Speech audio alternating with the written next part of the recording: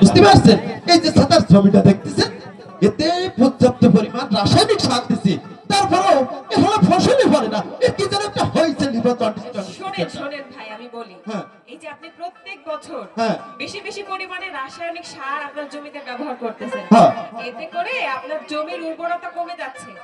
জমির উর্বরতা বাড়ানোর জন্য আমাদেরকে জৈব সার ব্যবহার করতে হবে। হ্যাঁ। শোনেন, আমরা হচ্ছে গিয়ে এই উপকূলীয় অঞ্চলের মানুষ। এই প্রত্যেক বছর জলবায়ু পরিবর্তনের কারণে হ্যাঁ। আমাদের যে জমি তারপরে মাটি আছে তার লবণের পরিমাণ কিন্তু বেড়ে যাচ্ছে। শোনেন, এই কারণে আমাদেরকে কি করতে হবে? ফসল ফলানোর আগে আমাদেরকে ভাবতে হবে আমরা কি ফসল ফলাবো, সেটা আমাদেরকে নির্বাচন করতে হবে। বুঝতে পারলেন? দাদা, ফসল নাকি নির্বাচন করতে হবে? মেম্বার ইলেকশন না চেয়ারম্যান ইলেকশন? ফসল নাকি নির্বাচন করবে?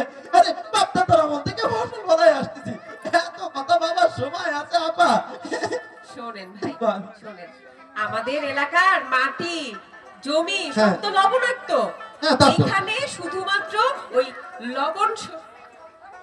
লবণ সহিষ্ণু যে ফসলগুলো আছে সেইগুলোই ভালো হবে।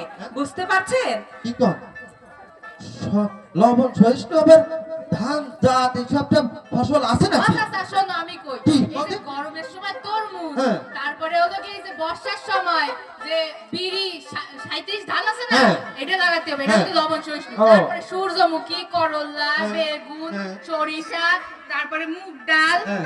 খেসারি, এইসব লাগাতে হবে।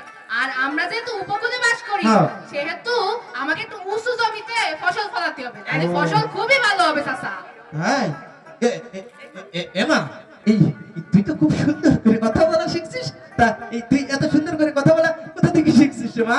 চাচা, হ্যাঁ? এটা হলো কি বাংলাদেশ রেড ক্রিসেন্ট সোসাইটি। আমি হলো বাংলাদেশ রেড ক্রিসেন্ট সোসাইটির যুব সদস্য।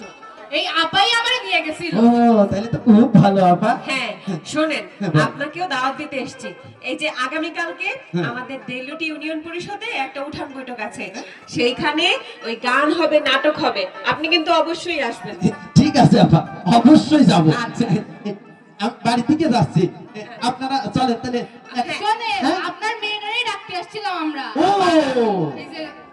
এই যে ইয়ে আছে না, হ্যাঁ, হ্যাঁ, হ্যাঁ। আজকে 3টার সময় যে মিটিং, হ্যাঁ। এই মিটিং এর জন্য নিয়ে আসছিলাম। আচ্ছা আচ্ছা, তা তোমার আর কষ্ট করে এই রোদের মধ্যে আমাদের বাড়ি যাওয়া লাগবে না।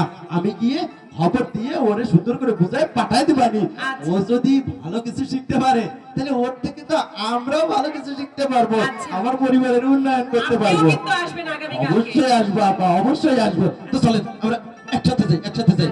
ওরে বাবা, যে রোদ পড়ছে আপা, আপনি একটা কচুর পাতা মাথায় দেন, তাহলে আপনার ত্বক